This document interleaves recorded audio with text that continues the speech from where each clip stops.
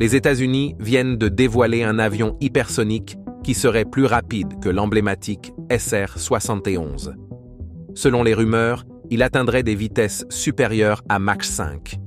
Cet avion de pointe a provoqué des vagues de choc à travers le monde. Avec la Chine et la Russie qui se lancent également dans la course pour développer leurs propres plateformes hypersoniques, les États-Unis ont commencé le développement d'un autre avion stupéfiant qui a pris par surprise la communauté mondiale de la défense, suscitant des craintes d'une nouvelle course aux armements.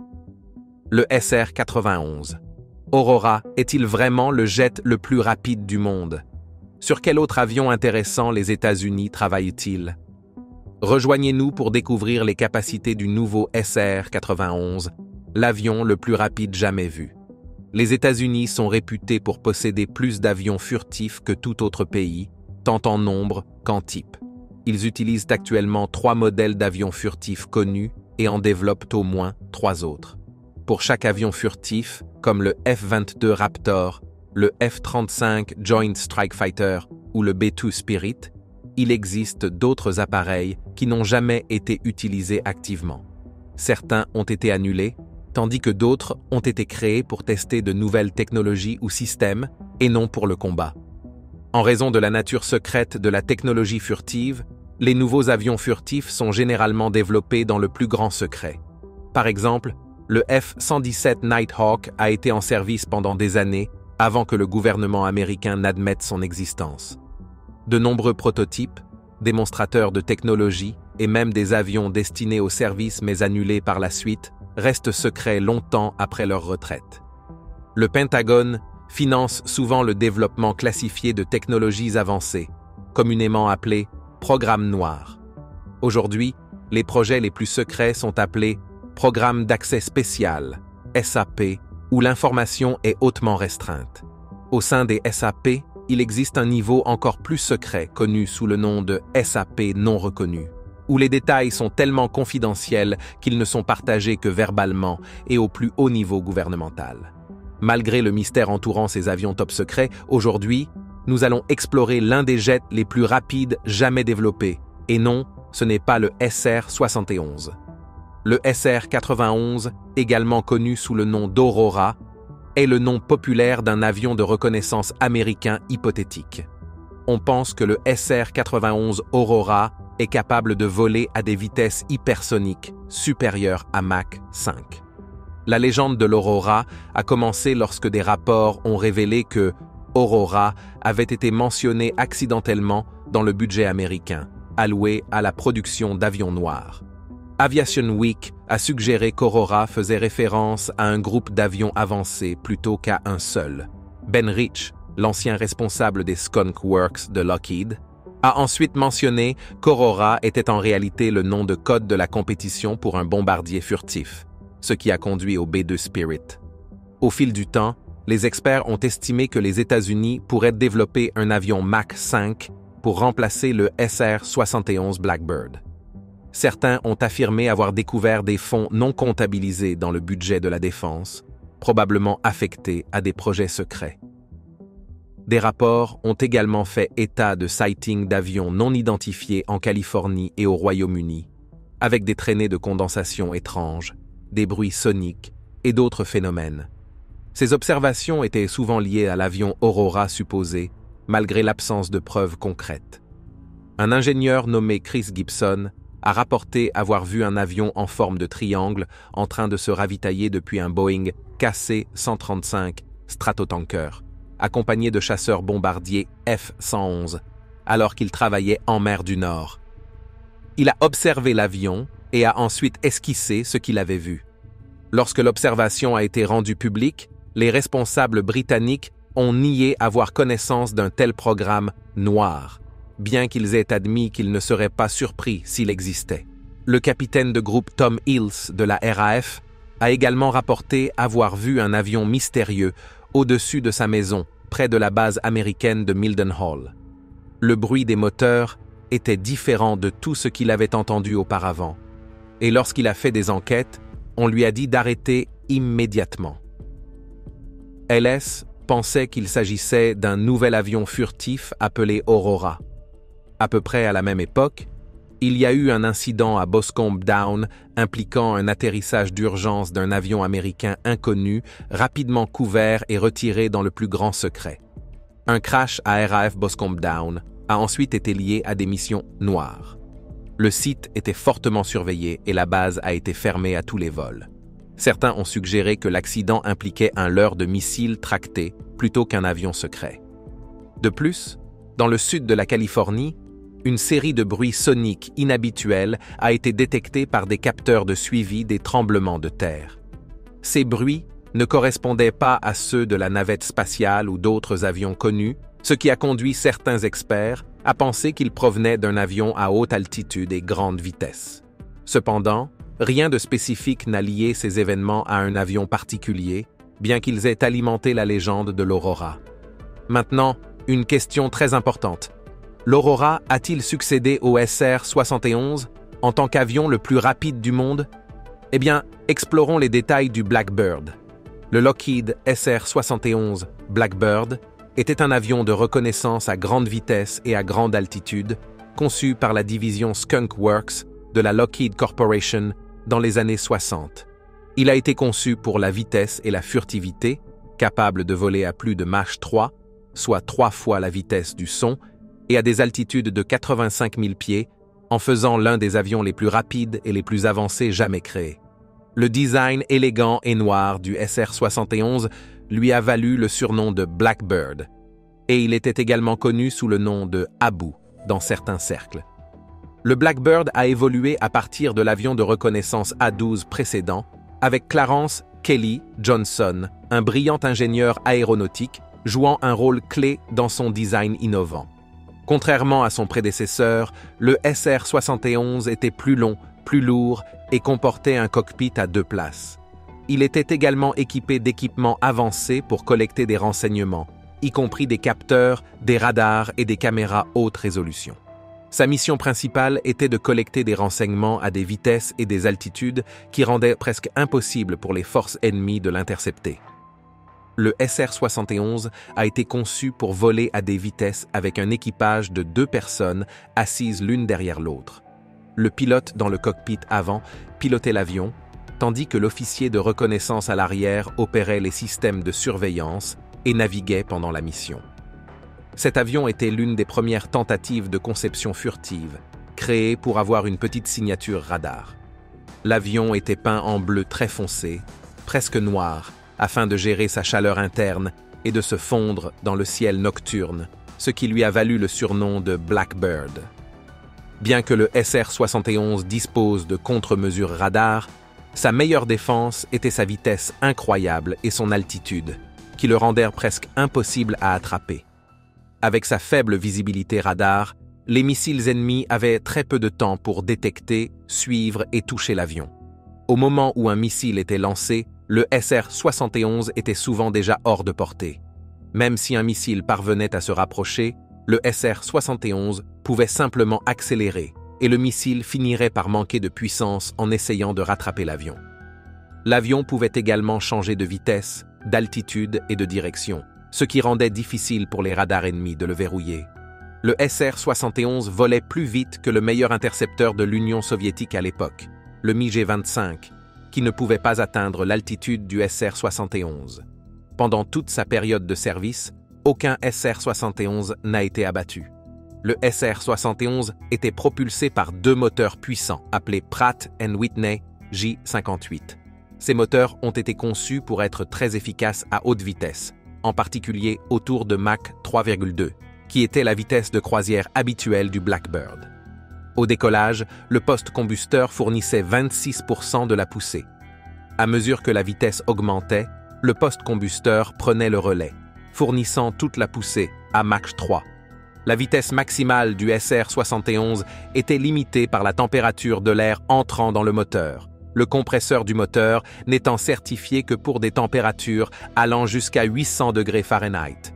Pour démarrer les moteurs du SR-71, un chariot spécial avec 2 moteurs de voiture était utilisé.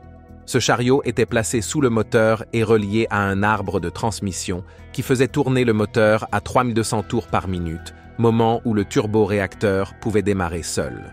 Une fois un moteur démarré, le chariot était déplacé vers l'autre moteur. Plus tard, un système pneumatique plus silencieux a été développé pour être utilisé sur les bases principales, mais les anciens chariots de démarrage étaient encore utilisés sur les petits aérodromes. Cet avion extrêmement rapide utilisait un carburant spécial appelé JP7, difficile à enflammer. Pour démarrer les moteurs, un produit chimique appelé triéthylborane était utilisé. Ce produit chimique s'enflammait au contact de l'air, créant une flamme verte souvent visible lors des démarrages de moteurs. Le carburant contribuait également à refroidir l'avion, y compris le pilote et l'électronique, car un système de démarrage électrique n'était pas possible en raison de la capacité de refroidissement limitée. Lors d'une mission typique, le SR-71 décollait avec une charge partielle de carburant pour réduire la pression sur les freins et les pneus. Il montait ensuite à 20 000 pieds en moins de 2 minutes et atteignait son altitude de croisière de 80 000 pieds en environ 17 minutes, utilisant un tiers de son carburant. Contrairement à un mythe courant, le SR-71 ne se ravitaillait pas immédiatement après le décollage en raison de fuite de carburant. Il en avait besoin car la vitesse maximale de l'avion n'était possible qu'avec un ravitaillement en vol. Le SR-71 avait souvent besoin de se ravitailler en vol lors de longues missions. Les vols supersoniques duraient généralement environ 90 minutes avant que le ravitaillement ne soit nécessaire. Des ravitailleurs spécialisés, appelés KC-135Q, étaient utilisés pour ravitailler le SR-71. Ces ravitailleurs avaient un bras de ravitaillement modifié et des systèmes de carburant spéciaux pour gérer les différents carburants nécessaires au SR-71 et au ravitailleur lui-même. Pour aider les pilotes pendant le ravitaillement, le SR-71 était équipé d'un affichage spécial, projetant une ligne d'horizon subtile à travers les instruments du cockpit, donnant aux pilotes des indices sur l'attitude de l'avion. La division électronique de la Northrop Corporation, Nortronix, a développé un système de guidage astro-inertiel avancé pour le SR-71, basé sur la technologie de projet de missiles antérieurs. Ce système corrigeait les erreurs de navigation en suivant les étoiles à travers une fenêtre spéciale dans le fuselage supérieur de l'avion. Le ANS utilisait une base de données numériques d'étoiles pour naviguer avec précision, même à la grande vitesse du SR-71. Il pouvait contrôler l'altitude, la position de l'avion et même diriger les caméras et les capteurs. Le système était si précis qu'il limitait la dérive de l'avion à seulement 1000 pieds de la trajectoire à Mach 3. Le SR-71 portait divers capteurs et charges utiles, y compris des caméras avancées, des systèmes radars et des équipements de renseignement électronique. Ces capteurs capturaient des images à haute résolution et des signaux électroniques pendant les missions. L'avion avait une gamme de caméras pour différentes tâches, allant de l'imagerie à grande échelle au gros plan détaillé, ainsi que des radars aéroportés à balayage latéral et, plus tard, un système radar plus avancé appelé ASAR S-1. Le SR-71 était également équipé de contre-mesures électroniques pour se protéger contre les missiles ennemis, notamment des brouilleurs capables de perturber les systèmes de guidage de missiles. Pour garantir la sécurité de l'équipage à 80 000 pieds, où les masques à oxygène classiques ne fonctionnaient pas, les pilotes et les officiers de reconnaissance du SR-71 portaient des combinaisons pressurisées spécialisées. Ces combinaisons étaient essentielles pour survivre en cas d'éjection à grande vitesse et à haute altitude. Le cockpit était pressurisé et refroidi pour garder l'équipage à l'aise malgré la chaleur extrême générée par la vitesse de Mach 3,2 de l'avion. Le système de refroidissement utilisait même le carburant comme un puits thermique. Lors de longues missions, l'équipage avait accès à de la nourriture et à des boissons à travers des contenants et des pailles spécialement conçus pour être utilisés avec leur casque.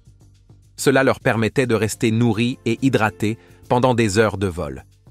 Malgré sa mise à la retraite, le SR-71 reste un avion légendaire, détenant le record du monde de l'avion piloté à air respiré le plus rapide, un titre qu'il détient depuis 1976.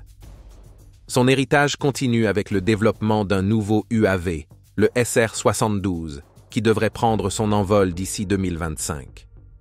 Le SR-72, également connu sous le nom de fils du Blackbird, est conçu avec des capacités plus avancées que le Blackbird et sera construit avec des matériaux de pointe tels que des composites carbone-carbone. Mais ce n'est pas tout. Ces matériaux peuvent supporter des températures plus extrêmes que la peau en titane utilisée sur le SR-71. De plus, comme mentionné précédemment, le fils du Blackbird devrait avoir une grande vitesse, furtivité et polyvalence. Le prototype, s'il n'est pas déjà en opération, inclura des avioniques avancées et possiblement des systèmes assistés par IA pour des opérations autonomes, que les avions hypersoniques antérieurs ne possédaient pas. Une caractéristique clé du SR-72 est sa capacité à atteindre des vitesses hypersoniques allant jusqu'à Mach 6, considérée comme bien plus rapide que la vitesse maximale du Blackbird. Cette vitesse lui permet de devancer les missiles et d'éviter les systèmes de défense aérienne actuels, ce qui donne aux États-Unis un avantage en matière de reconnaissance et de missions d'attaque dans des zones fortement défendues. Lockheed Martin travaille avec Aerojet Rocketdyne sur un système de propulsion combiné à cycle turbine spécial pour aider l'avion à atteindre une vitesse de croisière supérieure à Mach 6. Bien qu'il existe des moteurs capables de propulser un avion à des vitesses hypersoniques, ces derniers ne peuvent pas être utilisés lors du décollage et de l'atterrissage. Ainsi, le fils du Blackbird a besoin d'un moteur capable de gérer les deux. Le moteur à turbine fournira la poussée jusqu'à ce que l'avion atteigne Mach 3, puis le ramjet à double mode prendra le relais pour propulser l'avion à des vitesses hypersoniques. Pour réduire la traînée, l'avion utilisera une seule buse d'admission pour à la fois le moteur à turbine et le ramjet. Les capacités de cet avion mystérieux sont importantes pour les conflits de grande puissance. Sa collecte rapide de renseignements et ses capacités d'attaque soutiennent la stratégie de défense nationale des États-Unis, qui se concentre sur la préparation aux conflits intenses avec des pays comme la Russie et la Chine. Sa vitesse et sa furtivité en font un outil crucial pour renforcer les défenses aériennes. Son développement marque un changement stratégique dans la planification militaire des États-Unis, se dirigeant vers des plateformes plus adaptables et dynamiques, capables d'opérer dans des champs de bataille complexes du futur. Ce changement s'aligne avec les priorités du Pentagone pour la modernisation des technologies spatiales, cybernétiques et autonomes. Cependant, la technologie furtive pourrait ne pas être aussi efficace pour un avion comme celui-ci, car les matériaux absorbant les radars peuvent ne pas supporter des températures élevées. La grande signature infrarouge du jet le rendrait également difficile à dissimuler. L'avion pourrait laisser une traînée détectable par radar, comme le SR-71. Mais avec sa vitesse incroyable et sa capacité à quitter rapidement une zone et devancer la plupart des missiles non hypersoniques, ces problèmes restent principalement théoriques. En ce qui concerne l'armement, les bombes et les missiles conventionnels ne conviennent pas à un avion comme celui-ci, car ils pourraient entrer en collision avec lui après leur lancement. Pour éviter de tels incidents mortels, le fils du Blackbird sera équipé de systèmes laser au lieu d'autres armes. L'avion est actuellement équipé d'une version améliorée du LOS qui dispose d'une puissance de sortie de 350 kW et est capable de couper à travers 5 pouces de métal avec son faisceau. Cependant, le principal avantage des armes laser réside dans leur capacité à être intégrées à la structure de l'avion et déployées en cas de besoin, garantissant ainsi la performance aérodynamique de l'avion pour atteindre des vitesses hypersoniques. Une autre caractéristique intrigante du SR-72 est la conception de son cockpit, qui est invisible lorsqu'il est vu de face, similaire à l'X-59 en cours de développement par la division Skunk Works.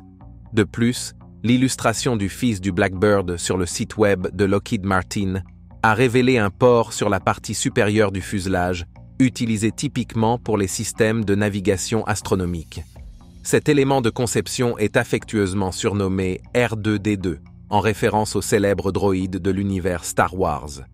Comme son prédécesseur, le SR-72 serait également équipé des capteurs les plus intelligents et des caméras de la plus haute qualité pour prendre des photos couvrant 100 miles en un seul tir. Cependant, le SR-72 a bien plus à offrir que ses simples capacités. Intriguant? Oui, entrons dans les détails. Le SR-72 en tant que candidat potentiel pour le futur chasseur NGAD de l'US Air Force, devrait être équipé de certaines des technologies les plus avancées que le monde ait jamais vues.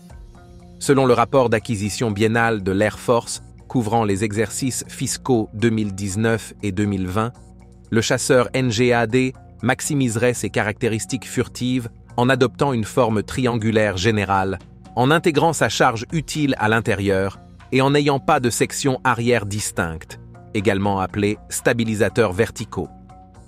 C'est le premier chasseur de l'histoire à être dévoilé avec un tel design révolutionnaire. Les stabilisateurs verticaux ont toujours été nécessaires pour maintenir un avion en vol, jusqu'à l'apparition du concept de contrôle actif de l'écoulement sur le B-2 Spirit. Le contrôle actif de l'écoulement utilise des cerveaux informatiques à bord pour ajuster en permanence l'écoulement autour de l'avion afin de le maintenir en vol, de manière similaire à la façon dont les oiseaux volent. Cela donnerait un avion furtif de niveau supérieur mais à un prix. Le SR-72 serait capable de repérer des cibles, des alliés et des points d'intérêt à des dizaines de miles de distance, et aussi de les attaquer avec précision. Les capteurs qui rendent cela possible sont dotés d'une connectivité maximale, ce qui leur permet de partager leurs données avec chaque autre membre de la flotte, qu'il s'agisse d'un avion de 6e génération ou non. Afin de garder chaque membre de la flotte des États-Unis connecté aux informations pertinentes en temps réel, les États-Unis abandonneraient les radars montés sur les avions et utiliseraient plutôt des peaux intelligentes configurées électroniquement intégrées au fuselage de l'avion. Cette technique entraînerait une sensibilité accrue des capteurs ainsi qu'une meilleure adaptabilité du réseau. Elle faciliterait également la communication au sein de la flotte et améliorerait finalement le contrôle à distance. Une architecture ouverte, des armes laser capables d'éliminer des cibles avec une précision inégalée, un mélange de canons haute performance, de missiles, de moteurs AETP capables de vol subsonique, transonique et supersonique, qui ont coûté plus de 6 milliards de dollars à développer, des wingmen loyaux, des contre-mesures de guerre électroniques de pointe, des avioniques et des communications ne sont que quelques-unes des caractéristiques que l'on peut attendre du chasseur. Mais malgré les fonctionnalités déjà avancées que cet avion possède, des décennies d'histoire ont appris non seulement aux États-Unis, mais aussi à d'autres nations qu'un avion aura toujours de la place pour être amélioré, peu importe son niveau d'avancement, surtout avec des adversaires proches qui deviennent de plus en plus proches. En conséquence, le SR-72 sera doté d'une architecture ouverte qui lui permettra de recevoir facilement et rapidement de nouvelles mises à jour. Tout cela combiné créerait un avion dont le coût unitaire est estimé à 1 milliard de dollars et dont la vitesse maximale est de Mach 6, ce qui est aujourd'hui le plus proche d'un véritable avion hypersonique. Il y a eu diverses spéculations et rapports sur le calendrier de développement du SR-72. En 2017, Lockheed Martin a affirmé que le moteur hypersonique à cycle combiné était prêt pour une application dans le monde réel. L'entreprise a suggéré qu'un démonstrateur à moteur unique pourrait commencer à voler au début des années 2020, avec pour objectif que la plateforme à moteur double entre en service opérationnel d'ici 2030. Merci d'avoir regardé. Tant que vous êtes encore là, cliquez sur le lien qui apparaît à l'écran pour découvrir une autre de nos vidéos. À tout de suite.